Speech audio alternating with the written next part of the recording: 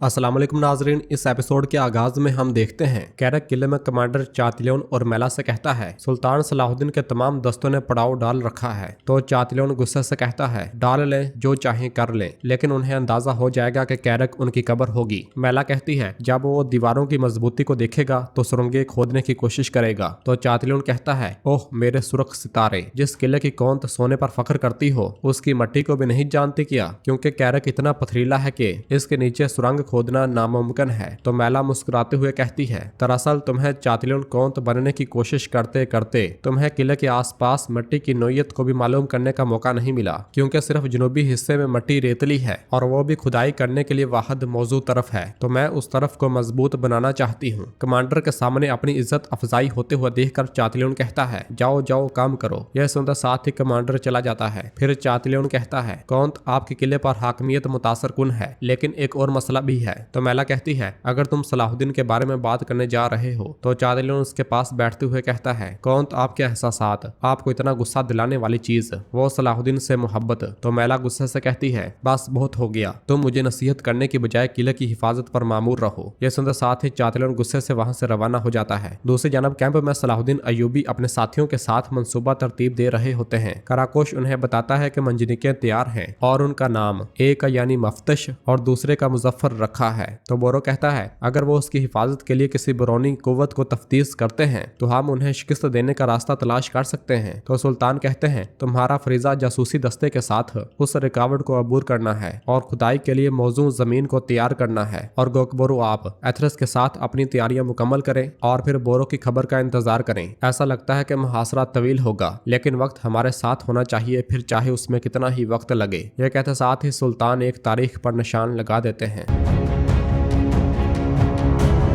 नाजरीन फिर इसके बाद हम देखते हैं कि कुदस में मारिया और बालन की शादी हो जाती है, जबकि सबीला बहुत गमगीन दिखाई दे रही होती है। बाल्डोन, लाडगाय, मार्कोस और विलियम समेत सब लोग शिरकत करते हैं। बालन मारिया के चेहरे पर प्यार करता है, जबकि लाडगाय तालियां बजाता है और सबीला से कहता है दोनों एक साथ कितने खूबसूरत नजर आ रहे हैं। वो दोनों आगे बढ़ते हैं तो बादशाह उन्हें मुबारकबाद देता है और फिर उनसे कहता है मुझे उम्मीद है कि ये शादी कुदस की बादशाहत पर छाए स्याह बादलों को दूर कर देगी। तो मारिया कहती है आपको कोई शुबा न हो, बाजंतीन से अमदादी फौज पहले ही निकल चुकी है। बाजंतीनी फौज कैरक पहुंचेगी। और फिर बालन कहता है अगर आपको मुनासिब लगे तो मैं खुद उस फौज की क़यादत करना चाहूंगा। बाल्डोन हाँ में सर हिलाता है और लाडगाय से कहता है लाडगाय आप भी टेम्पलर्स जंगजू के साथ कैरक की जानब बढ़ेंगे। आपको ये यकीनी बनाने के लिए अपनी पूरी कोशिश करनी चाहिए कि जो कुछ एबलन में हुआ वो दोबारा न हो। तो मारिया कहती है बादशाह सलामत, अगर आप मुझे इजाजत दें तो मैं भी कैरक जाना चाहती हूँ। मेला के सलाहुद्दीन के लिए एहसासात सब पर वाज़ेह हैं, तो मेरा एक औरत के तौर पर उसके साथ रहना हमारे सब के फायदे में होगा। तो बाल्डोन कहता है ठीक है, ना मेला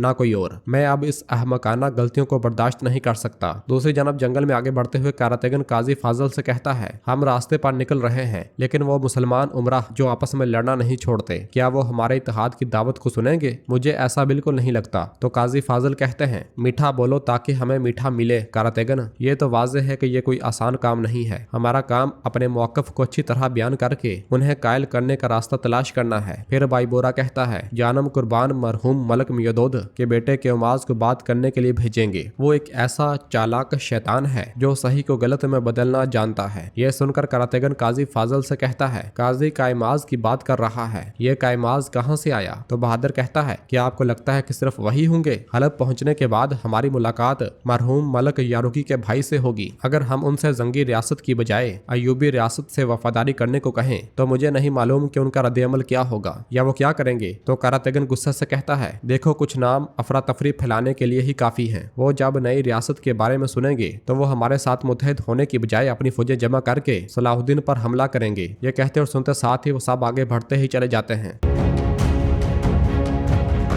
दूसरी जानब बोरो सुल्तान से कहता है भाई जैसा कि हमने सोचा था, जिस जगह पर सुरंग खोदी जाएगी उसकी हिफाजत कैरक से आने वाला दस्ता करेगा। तो सुल्तान कहते हैं हमें हर मुमकिन तरीके से उनसे छुटकारा हासिल करना है। आज बिस्मिल्लाह करके आगाज करते हैं। कराकोश मंजनिकों से गोलाबारी शुरू करो। तुम जब मुसलसल दीवारों को गिरा रहे होगे तो बोरो और गोकबोरो इस अफरा तफरी का फायदा उठाकर दस्ते पर हमला कर देंगे। तो गोकबोरो कहता है यह मुश्किल होगा, लेकिन हम इंशाल्लाह कर पाएंगे। दूसरी जानब कुदस में लाडगाय बालन के पास आकर कहता है, मारिया से शादी करके तुमने दुरुस्त फैसला लिया बालन। तो बालन उससे कहता है, हम कैरक में क्या करेंगे उसके बारे में सोचो, इसके बारे में नहीं। तो लाडगाय उससे कहता है, अगर तुम वो गलती नहीं दोहराते जो तुमने एबलन में की थी तो हम कैरक में मुश्तरका फतह हासिल करेंगे। तो जवाबन बालन कहता है, जो मैंने एबलन में खो दिया था वो मैं कैरक और कुदस में दोबारा हासिल करूंगा। सलाहुद्दीन और बोरो मुझे धोखा देने की कीमत अदा करेंगे। तो लाडगाय उससे कहता है, तो माजी को भूलकर बदला लेने की ख्वाहिश पर एक रास्ते पर चलते हैं। ये कहता साथ ही वो अपना हाथ बालन की जानब बढ़ा देता है,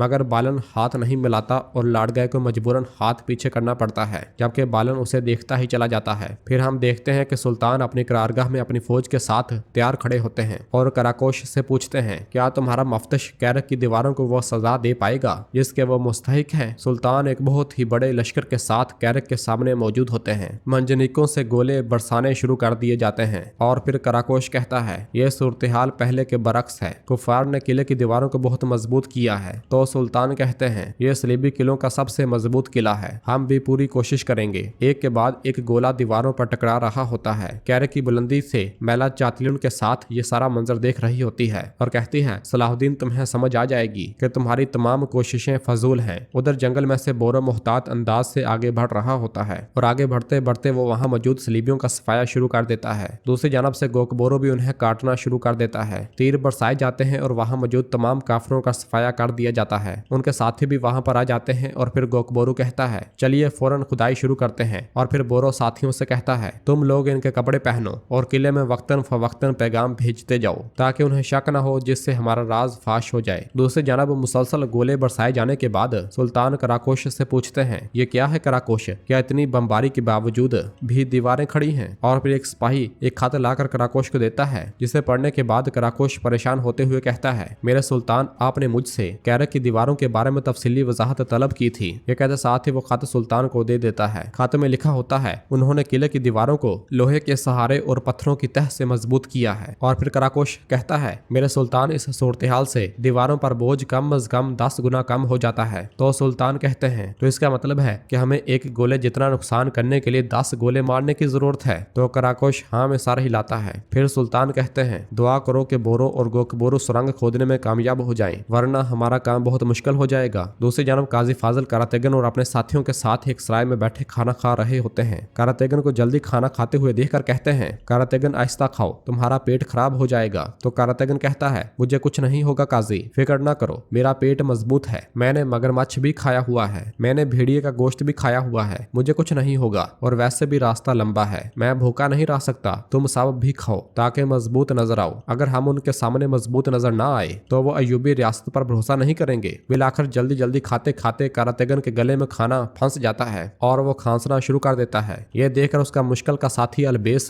उसे खींचता है और जोर जोर कर उसके पेट को धकेलता है। आखिरकार करातेगन का खाना उतर जाता है और सब सुख का सांस लेते हैं। फिर करातेगन कहता है, नजर लगा दी मुझे, नजर लगा दी। करीब ही मैं सराय वाला जैनब के साथ काम कर रहा होता है और उससे कहता है, वल्लाह जैनब बेटी, मैं तुम्हारे अज़म से मुतासर हूँ। सुनो मेरी बेटी, मैं भी तुम्हारे बाप की तरह हूँ। ये सूरत हाल जारी नहीं रह सकती, आओ हम तुम्हारी किसी अच्छे आदमी से शादी करवाएं। तो जैनब कहती है, मैंने ये मामला बंद कर दिया था, अब मजीद न खोलें। जैनब पलटती हैं तो उसे काजी फाजिल नजर आ जाते हैं, जिन्हें देखकर वो हक्की बक्की रह जाती है। सराय वाला उसे उसकी मछली की कीमत अदा करता है। जैनब उससे पूछती है, ये सामने बैठे लोग कौन हैं? तो सराय वाला कहता है, बाएं तरफ आखिरी वाले काजी फाजिल हैं, वो सुल्तान सलाहुद्दीन के वजीर आला हैं, बाकी उनके सरदारान और मददगार हैं। फिर जैनब पूछती है, ये कहाँ जा रहे हैं? तो सराय वाला कहता है, हलब और फिर वहां से मौसल जाएंगे। आपने क्यों पूछा? तो जैनब कहती है, वैसे बस तजस्सुस था, वो अजनबी हैं। फिर जैनब उन्हें देखते देखते वहां से चली जाती है। उधर कैरक किले में चातलोन लाडगाय और बालन से कहता है, सलाहुद्दीन ने जो गोले मंजनीकों से फेंके हैं उसने हमारे किले का एक मीनार भी नहीं गिराया। तो लाडगाय कहता है, बहुत खूब बहुत खूब। फिर मारिया कहती है, मुझे ये सुनकर खुशी हुई कि बाजंतीन से आने वाली फौज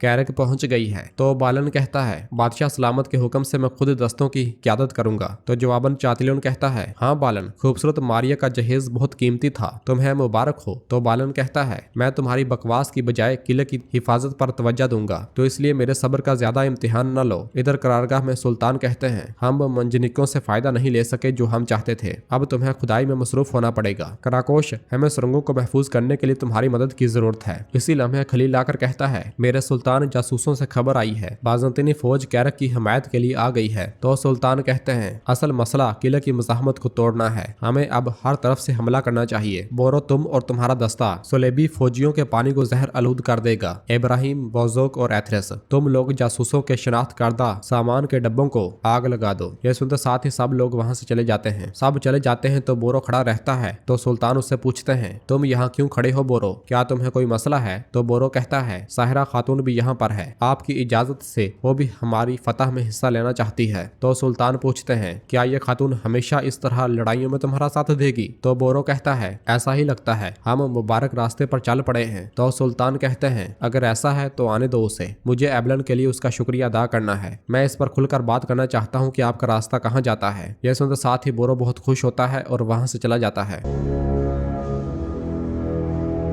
तो नाज़रीन, इसके साथ ही एपिसोड भी खत्म करते हैं। मिलते हैं बहुत जल्द अगली एपिसोड के साथ। वीडियो को लाइक कर दें और जिन दोस्तों ने अभी तक चैनल सब्सक्राइब नहीं किया वो जल्दी से चैनल सब्सक्राइब कर दें और बेल आइकन यानी घंटी वाले निशान को भी प्रेस कर दें ताकि आने वाले एपिसोड आपको आसानी मिल सके। दुआ में याद रखें। अल्लाह हाफिज।